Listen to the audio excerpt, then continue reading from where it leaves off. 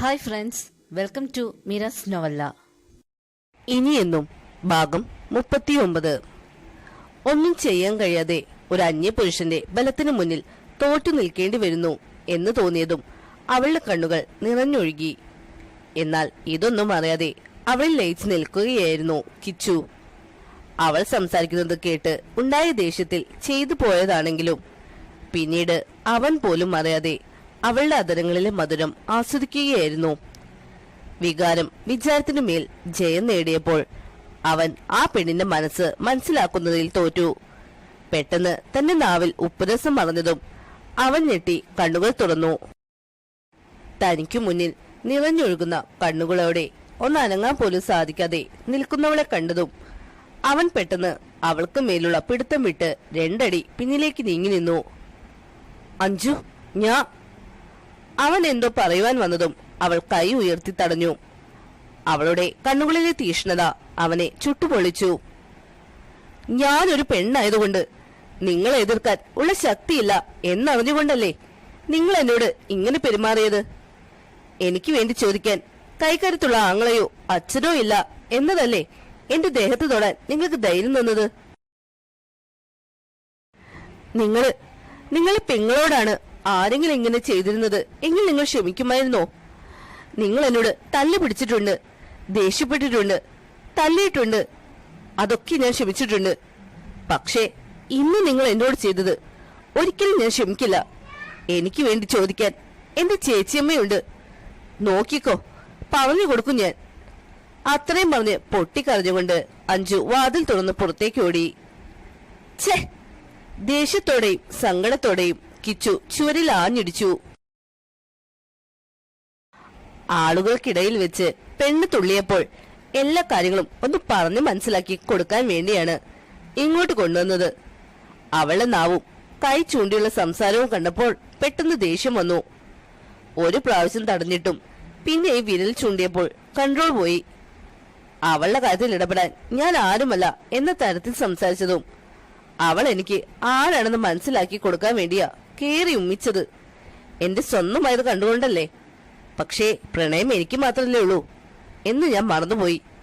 അവള് ചെറിയ കുട്ടിയല്ലേ, കൂടിപ്പോയാൽ ഒരു 18 വയസ്സ്. അവളുടെ മനസ്സിൽ എന്നോട് എന്തെങ്കിലും ഉണ്ടോ എന്ന് പോലും അറിയാതെ, അവളുടെ സമ്മതമില്ലാതെ അവളിൽ അധികാരം കാണിച്ച് തന്നോട് വെറുപ്പ് തോന്നിയതിൽ അവളെ കുറ്റം പറയാൻ പറ്റില്ല. ഛേ, അവളിപ്പോൾ എന്നെ ഒരു വൃത്തികെട്ടവനായിട്ടാവില്ലേ കണ്ടിട്ടുണ്ടാവുക. കൺട്രോൾ ഇല്ലാത്ത തേണ്ടി. സ്വയം ചീത്ത പറഞ്ഞ് കിച്ചു ആ റൂമിൽ നിന്നും പുറത്തേക്ക് കടന്നു.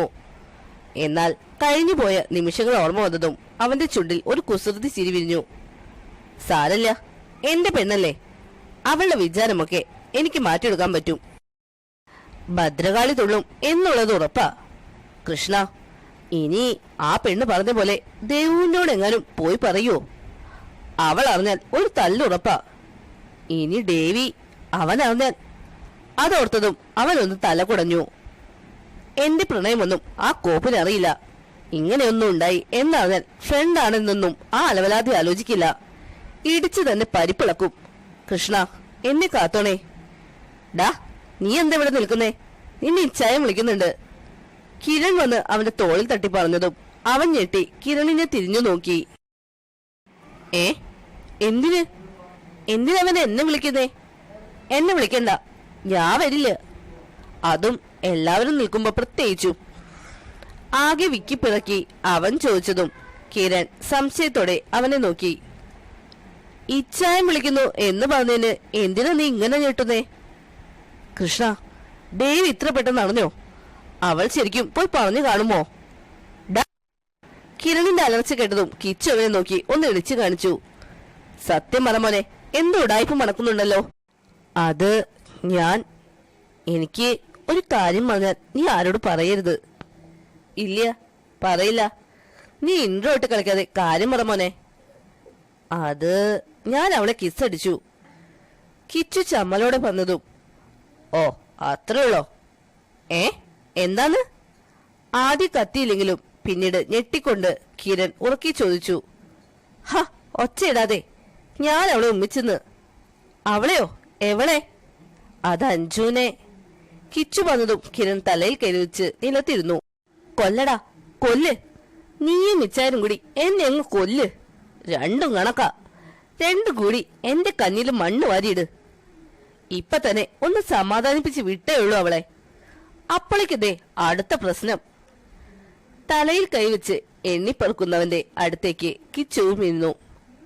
പറ്റിപ്പോയി അളിയ, വേണമെന്ന് വെച്ചല്ല. അതും പറഞ്ഞ് ഉണ്ടായതെല്ലാം അവൻ കിരണിനോട് പറഞ്ഞു. എല്ലാം കേട്ടതും കിരൺ അവനെ ദേഷ്യത്തോടെ നോക്കി പല്ല് കടിച്ചു. എന്റെ പേടി അതല്ല, അവള് ചെന്ന് ഈ കാര്യം ആരോടെങ്കിലും പറയുമോ എന്നാ. ഒരു സംശയം വേണ്ട, അവള് പറയുകയും ചെയ്യും, നിനക്ക് തല്ല് കൊള്ളുകയും ചെയ്യും. നീ കാലം അനു ഇനി എന്നെ കൂടി വൃത്തികെട്ടവനായി കാണുവാവോ? ഓ, അവൻ അവന്റെ ഒരു അനുവും. ഒന്നും മിണ്ടാതെ എന്റെ കൂടെ വാടാ. അതും പറഞ്ഞ് കിച്ചു അവനെ വലിച്ച് റൂമിലേക്ക് നടന്നു.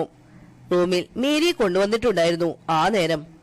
അവിടെ നിൽക്കുന്നവരുടെ എല്ലാവരുടെയും മുഖത്ത് സന്തോഷം കണ്ടപ്പോൾ കിച്ചു ആശ്വാസത്തോടെ ഒന്ന് നിശ്വസിച്ചു. ഒപ്പം കിരണിനെ ഒന്ന് തിരിഞ്ഞു നോക്കി. അവനെല്ലാം മനസ്സിലായി എന്ന പോലെ കളിയാക്കി തലയാട്ടിയതും അവന്റെ കണ്ണുകൾ റൂമിൽ ചുറ്റും ഒരുവൾക്കായി പരതി. ഒരു മൂലയിൽ ആരും പെട്ടെന്ന് ശ്രദ്ധിക്കാത്ത രീതിയിൽ തലയും കുമ്മിട്ട് നിൽക്കുന്നവളെ കണ്ടതും അവനിൽ സന്തോഷം നിറഞ്ഞു. താൻ ചെയ്ത പ്രവൃത്തി ആരോടും പറയാതെ അവൾ മറച്ചു വെച്ചിട്ടുണ്ടെങ്കിൽ അത് അവളുടെ മനസ്സിൽ തനിക്ക് ഒരു ചെറിയ സ്ഥാനം ഉള്ളതുകൊണ്ട് തന്നെയാണെന്ന് അവൻ വിശ്വസിച്ചു. നിങ്ങളെന്താ അവിടെ തന്നെ നിൽക്കുന്നേ? ജോൺ ചോദിച്ചതും അവർ അകത്തേക്ക് കടന്നു. മേരിയോട് സംസാരിക്കുമ്പോഴും കിച്ചുവിന്റെ കണ്ണുകൾ അഞ്ജുവിലായിരുന്നു. എന്നാൽ അവൾ അവനെ മുഖം ഉയർത്തി നോക്കിയതേയില്ല. ഇതേ സമയം കിരൺ നോക്കിയിരുന്നത് അനുവിനെയായിരുന്നു. അവനെ തന്നെ നോക്കി നിൽക്കുന്നവൾ അവൻ നോക്കുമ്പോൾ പിടഞ്ഞ് നോട്ടം മാറ്റുന്നത് അവന് മനസ്സിലായി. താൻ അവളോട് പറഞ്ഞ കാര്യം അവൾക്ക് കുറെയൊക്കെ മനസ്സിലായിട്ടുണ്ടെന്ന് അവൻ തിരിച്ചറിഞ്ഞു. അതിലും കഷ്ടമായിരുന്നു ദേവിയുടെ കാര്യം. ഹോസ്പിറ്റലിൽ എത്തിയതിൽ പിന്നെ ദേവു അവനെ പൂർണ്ണമായും അവഗണിച്ചിരുന്നു. അത് അവനിൽ ദേഷ്യവും സങ്കടവും ഉണ്ടാക്കി. അതേ ദേഷ്യത്തിൽ ഒരു അത്യാവശ്യ കാര്യം ഉണ്ടെന്ന് പറഞ്ഞ് അവൻ പുറത്തേക്ക് പോയി. ഒപ്പം കിരണിനെയും കിച്ചുവിനെയും പിടിച്ചു വലിച്ച് ഒപ്പം കൂട്ടി. മേരിയുടെ അടുത്ത് അധികം ആളുകൾ നിൽക്കാൻ പാടില്ല എന്ന് ഡോക്ടർ പറഞ്ഞത് പ്രകാരം രവിയും ഉമയും അനുവും അഞ്ജുവും തിരിച്ചുപോയി. ആശുപത്രിയിലായതിനാൽ അമ്മു മോളെ നിർത്തിയില്ല. ജോൺ മരുന്ന് കഴിക്കുന്ന ആളായതുകൊണ്ട് ദേവു അയാളെയും നിർബന്ധിച്ചു പറഞ്ഞയച്ചു. രാത്രിയോടെ ദേവി എത്തും എന്ന് പറഞ്ഞതും ജോണും യാത്ര പറഞ്ഞിറങ്ങി. ആരോ വാതിൽ തുറക്കുന്ന ശബ്ദം കേട്ടാണ് മേരി കണ്ണു തുറന്നു നോക്കിയത്. ഒരു മരുന്ന് വാങ്ങുവാൻ വേണ്ടി പുറത്തുപോയ ദേവു ആവും എന്നാണ് അവർ കരുതിയത്. എന്നാൽ തനിക്ക് മുന്നിൽ നിൽക്കുന്നവരെ കണ്ടതും അവരുടെ മുഖത്ത് പുച്ഛം നിറഞ്ഞു. അമ്മച്ചി, എന്തു പറ്റി അമ്മച്ചി? ഈശ്വര, ഈ കിടപ്പ് കണ്ടു നിൽക്കാൻ എനിക്ക് ശക്തിയില്ല. ഞാൻ കൂടെ ഉണ്ടായിരുന്നപ്പോൾ പൊന്നുപോലെ കൊണ്ടു നടന്നിട്ടല്ലേ ഉള്ളൂ. ഇപ്പൊ കണ്ടോ എന്റെ ശ്രദ്ധ വിട്ടതും എന്ത് കോലമായത്. പെട്ടെന്ന് നെഞ്ചുവേദന വരാനും മാത്രം എന്ത് സങ്കടം എന്റെ അമ്മച്ചിക്ക്. അറിയാം, ഞാനും ഇച്ചായനും തമ്മിലുള്ള പ്രശ്നങ്ങൾ ആലോചിച്ചിട്ടാവും ഇങ്ങനെ ടെൻഷനായി ഓരോന്ന് വരുത്തി വെക്കുന്നത്. സത്യം അമ്മച്ചി, ഞാൻ ഒരു തെറ്റും ചെയ്തിട്ടില്ല. ഇച്ചായൻ എന്നെ തെറ്റിദ്ധരിച്ചതാ. എത്ര തവണ ഞാൻ ശ്രമിച്ചെന്നറിയോ അപ്പച്ചനെയും അമ്മച്ചിയെയും കണ്ട് എല്ലാം തുറന്നു പറയാൻ. പക്ഷേ ഇച്ചായൻ സമ്മതിച്ചില്ലെന്നേ. ആരെയൊക്കെയോ വാക്ക് കേട്ട് അദ്ദേഹത്തെ പ്രാണനായി കണ്ട് ജീവിച്ച എന്നെ ഒറ്റ നിമിഷം കൊണ്ട് ഉപേക്ഷിച്ചു കളഞ്ഞില്ലേ. നമ്മുടെ കുടുംബത്തിന് വേണ്ടി ഞാൻ എന്തൊക്കെ സഹിച്ചെന്ന് അമ്മച്ചിക്ക് അറിയില്ലേ? പറയമ്മച്ചി. ഇച്ചായന് വേണ്ടി സ്വന്തം വീട്ടുകാരെ വരെ തള്ളി പറഞ്ഞവളല്ലേ ഞാൻ. ആ എന്നെയല്ലേ ഇച്ചായൻ ഒരു കരുണയുമില്ലാതെ ഉപേക്ഷിച്ചു കളഞ്ഞത്. ഇനി അമ്മച്ചി നോക്കിക്കോ, ആരെന്ത് പറഞ്ഞാലും പോവില്ല ഞാൻ അമ്മച്ചിയെ വിട്ട്. ദേ കണ്ടോ, എന്നോട് ദേഷ്യമുണ്ടായിരുന്ന ഏട്ടൻ പോലും എന്നെ മനസ്സിലാക്കി. ഇപ്പോ എന്റെ കൂടെയുണ്ട്. പക്ഷെ ഇച്ചായന് ദേഷ്യമാ ഞങ്ങളോട് രണ്ടാളോടും. എനിക്ക് ഉറപ്പുണ്ട് അമ്മച്ചി, അമ്മച്ചിക്ക് എന്നെ മനസ്സിലാവും. എനിക്ക് പണവും സ്വത്തും ഒന്നും വേണ്ട അമ്മച്ചി. പണ്ടത്തെ പോലെ നിങ്ങളുടെ കൂടെ സന്തോഷമായി കഴിഞ്ഞാൽ മതി. എനിക്കറിയാം അമ്മച്ചിക്കും ഇപ്പോൾ അമ്മച്ചിയുടെ മരുമോൾ കൂടെ ഉണ്ടാവണമെന്ന ആഗ്രഹം കാണുമെന്ന്. ദേയുടെ എണ്ണിപ്പറക്കുള്ള കരച്ചിലും സ്നേഹപ്രകടനവും എല്ലാം കണ്ട് ദക്ഷു പോലും പകച്ചു നിന്നു.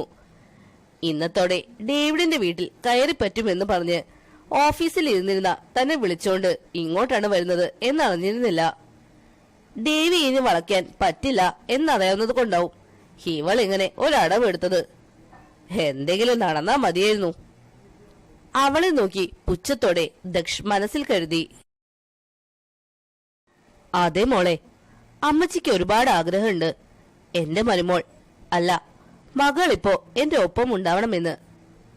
മേരിയുടെ കൈ കൂട്ടിപ്പിടിച്ച് കരഞ്ഞുകൊണ്ടിരുന്ന ദിയ അവരുടെ വാക്കുകൾ കേട്ടതും ഞെട്ടി മുഖം ഉയർത്തി അവരെ നോക്കി. ഇങ്ങോട്ട് വരുമ്പോഴും തന്നെ ഒന്ന് കേൾക്കാൻ പോലും മേരി മനസ്സ് കാണിക്കും എന്ന് കരുതിയിരുന്നില്ല. ഇതിപ്പോ എന്റെ അഭിനയത്തിൽ ഇവർ ഇത്ര പെട്ടെന്ന് വീണോ? അവരുടെ വീട്ടിൽ കയറിപ്പറ്റാൻ ഒരു തുടക്കം കുറിച്ചിടാം എന്ന് മാത്രമേ കരുതിയുള്ളൂ. ഇതിപ്പോ ഇന്ന് തന്നെ അവർ എന്നെ കൂടെ കൂട്ടുന്ന ലക്ഷണമാണല്ലോ. ഇത്രയ്ക്ക് പൊട്ടിയായിരുന്നവർ. അതെന്തായാലും നന്നായി.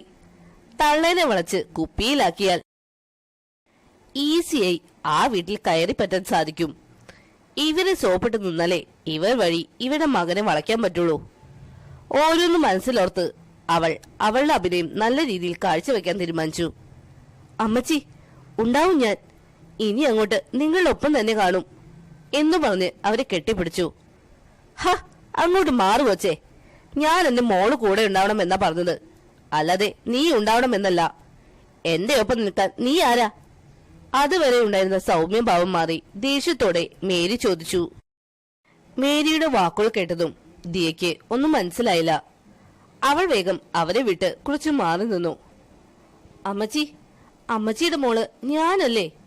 അപ്പോൾ ഞാനല്ലേ അമ്മച്ചിയുടെ കൂടെ എപ്പോഴും ഉണ്ടാവേണ്ടത്? മോളോ നീയോ? ഏത് വകയില്? മേരി ചോദിച്ചതും അവർ തന്നെ കളിയാക്കുകയാണെന്ന് മനസ്സിലായതും ദിയയ്ക്കും ദേഷ്യം വന്നു. അമ്മച്ചിക്ക് ഓപ്പറേഷൻ കഴിഞ്ഞപ്പോൾ ഓർമ്മയും നഷ്ടപ്പെട്ടോ? ഞാനല്ല അമ്മച്ചിയുടെ മോള്, അതായത് മരുമകൾ. അമ്മച്ചിയുടെ മോന്റെ ഭാര്യയല്ലേ ഞാൻ? അവൾ വീറോട് ചോദിച്ചതും മേരി അവളെ നോക്കി ചിരിച്ചു. അവരുടെ ചിരി കണ്ടതും അവൾക്ക് ദേഷ്യം വന്നെങ്കിലും ഇപ്പോൾ അവരെ മുഷിപ്പിച്ചാൽ അവന്റെ വീട്ടിലേക്കുള്ള തന്റെ വഴി അടയുമെന്ന് ഉറപ്പുള്ളതുകൊണ്ട് അവൾ ദേഷ്യം കടിച്ചമർത്തി നിന്നു. നീ അവന്റെ ഭാര്യയായിരുന്നു, എന്റെ മരുമകളായിരുന്നു.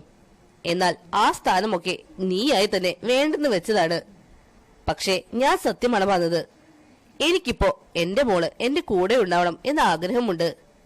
എന്റെ ആഗ്രഹം പോലെ ദേവിയാണ് ഞാൻ മിന്നും അവൻ തൊട്ടുകൊടുത്ത സിന്ദൂരവും ഏറ്റുവാങ്ങി ഇന്ന് അവന്റെ ഭാര്യ എന്ന സ്ഥാനത്ത് ഒരുവളുണ്ട്.